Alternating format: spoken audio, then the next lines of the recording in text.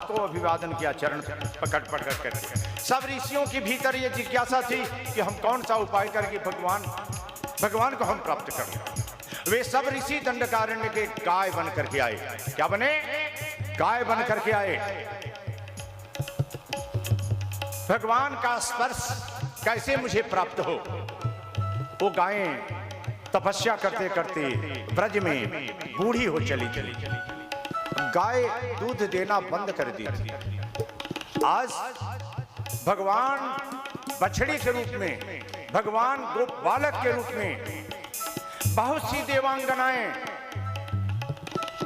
भगवान के राम जी के विवाह काल में, विवाह के अवसर पर देवांगनाएं जो आई थी, भगवान को देख करके भगवान को पाना चाहती थी। वे सब बूढ़ी बूढ़ी गोपियों के रूप में, ब्रजांगनाओं के रूप में वो ब्रज में निवास करती है, प्रतीक्षा कर रही हैं। कबहू तो दीन दयाल के भनक पड़ेगी कान।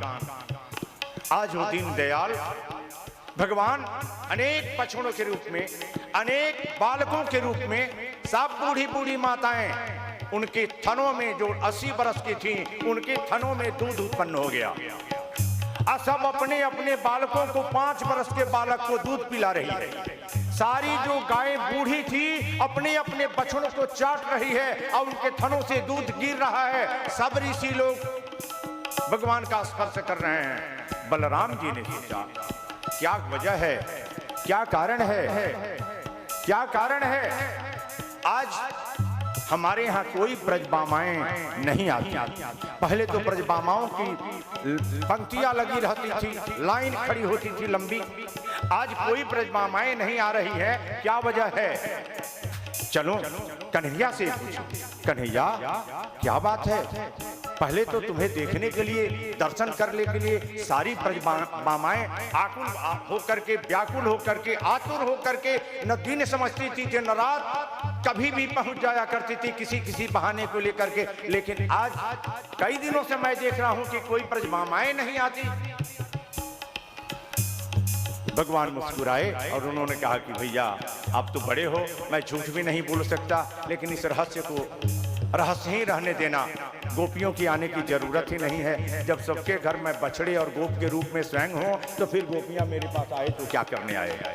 जब सबको मैं प्राप्त स्वतः रूप से हो चुका हूं, तो गोपियां क्यों कर मेरे घर आएंगी? नारायण नारायण नारायण नारायण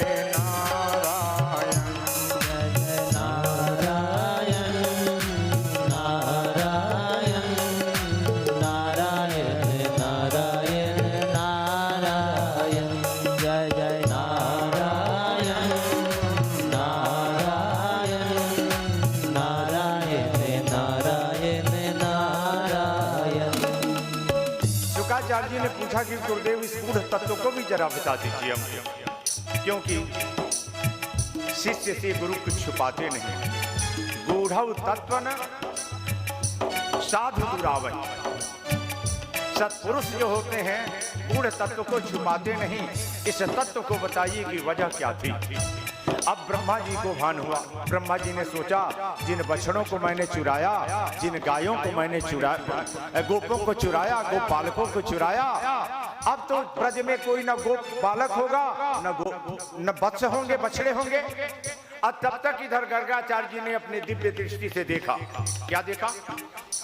दिव्य दृष्टि से देखा कि जितने बछड़े और जितने गोप बने हैं सब भगवान कृष्ण ही बने हैं, गोपों के रूप में, बछड़ों के रूप में। इसलिए उन्होंने तुरंत घोषणा कर दी कि जितनी बरसाने की छोरियां हैं, छोटी छोटी कुमारियां, सब गोप ग्वालों से ब्याह दी जाए, उनकी शादी कर दी जाए। नहीं तो ये जो जोग समाप्त हो गया यदि इस वर्ष का, तो दूसरे वर्ष में विवाह करने से सब विधवा हो जाएंगी। इसलिए इसी वर्ष, इसी क्षण विवाह कर दिया जाए। बस जितनी गोपियां थी, जितनी ब्रजांगनाएं थी, यहाँ से लेकर के बरसाने तक की छोरियां सब गोप बालकों से ब्याह दी गई।